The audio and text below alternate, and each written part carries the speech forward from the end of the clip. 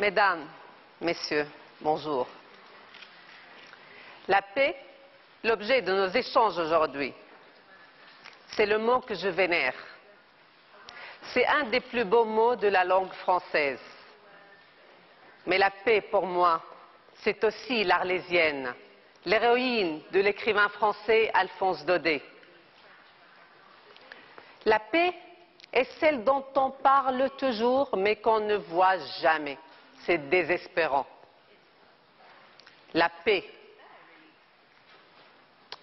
J'en entends parler par mes parents depuis que je suis toute petite, en particulier au Moyen-Orient.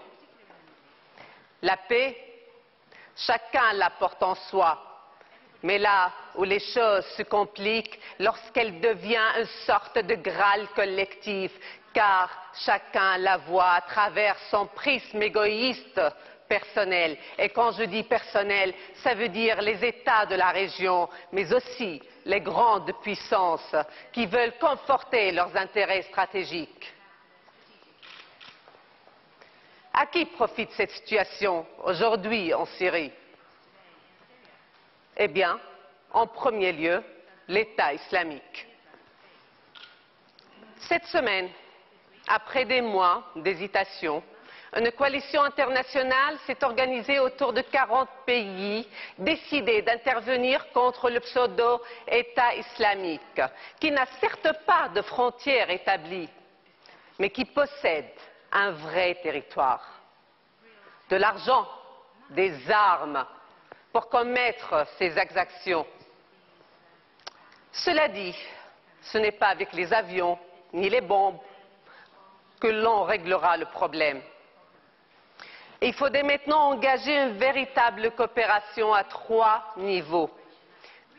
Niveau local, avec les Kurdes syriens et d'Irak, notamment l'armée syrienne, ou plutôt l'armée irakienne. Désolée. Niveau régional, en impliquant tous les pays, y compris l'Iran. Au niveau international, en incluant la Russie et la Chine. Aujourd'hui, l'État islamique multiplie les attentats, les atrocités, les massacres des civils. Et ce n'est pas moi qui l'affirme, c'est l'ONU. Des enfants sont utilisés pour perpétrer des attentats suicides. C'est abject. Les principales victimes des djihadistes sont d'abord les chiites, mais ce sont également toutes les minorités ethniques et religieuses. Les Kurdes, bien sûr, mais aussi les Yézidis, les chrétiens. Ces derniers, ce sont les plus menacés avec les chiites. 2 chiffres pour que vous compreniez bien la situation. Avant l'intervention militaire de 2003, l'Irak comptait 1 million de chrétiens. Aujourd'hui, ils ne sont que 400 000. Les chiffres parlent d'eux-mêmes. Alors les chrétiens de Mossoul et de tout le nord de l'Irak n'ont que 3 choix. Le premier, partir vers les pays d'accueil. Le second, c'est-à-dire être rançonné. Ça veut dire quoi? Ça veut dire payer très cher pour la protection de leur famille et c'est aléatoire. Le troisième choix, il est le plus terrible. C'est l'exécution par égorgement. C'est la technique préférée de l'État islamique.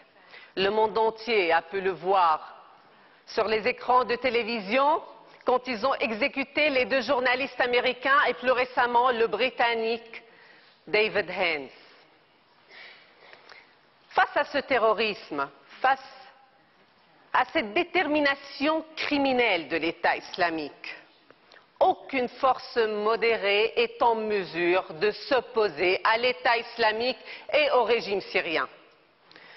Pour ma part, je reste convaincue que la solution est politique pour ce qui concerne le régime syrien, mais elle est militaire pour ce qui concerne l'État islamique.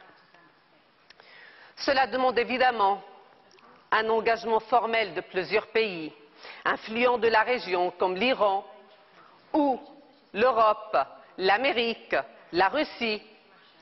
Il faut donc contraindre tous les protagonistes de drames syriens, y compris le régime de Damas, à entamer un dialogue sous l'égide des Nations Unies et de la Russie. Pour rendre efficace ce travail-là, il faut jeter des ponts entre les mouvements, c'est-à-dire régimes opposant minorités religieuses et ethniques. La recherche de la paix passe par le dialogue avec toutes les parties de cette crise, y compris le régime. Cessons l'angélisme. Certains pays ont rêvé une Syrie idéale. Comme hier, ils ont rêvé d'un Irak idéal qui n'existait que dans leur imaginaire, que je le qualifierais de néoconservateur. Eh bien, ils ont été rattrapés par la réalité. Et je le dis solennellement, je les tiens pour co-responsables de l'expansion de l'État islamique et de tous les groupes qui existent en Syrie, les groupes rebelles islamistes radicaux. Certains pays que je ne citerai pas aujourd'hui ont joué les apprentis sorciers. Je prédis qu'ils retrouveront un jour aux côtés de Bachar al-Assad dans le box des accusés où ils auront à répondre de leurs errements. Finalement, je trouve que le projet idéal pour la Syrie, c'est de travailler sur une Syrie fédérale. Ça veut dire donner à chaque minorité, à chaque région, une autonomie culturelle et économique. Mais là où nous devons être intransigeants et rester vigilants, c'est sur le thème de la séparation de l'État et de la religion. La garantie de la liberté de conscience n'est pas négociable. Elle est le seul moyen de préserver les droits de minorités religieuses comme de la majorité sunnite arabe. En conclusion, selon moi, le pluralisme dans toutes ses composantes est la valeur essentielle pour le devenir de la Syrie. Merci de m'avoir écouté.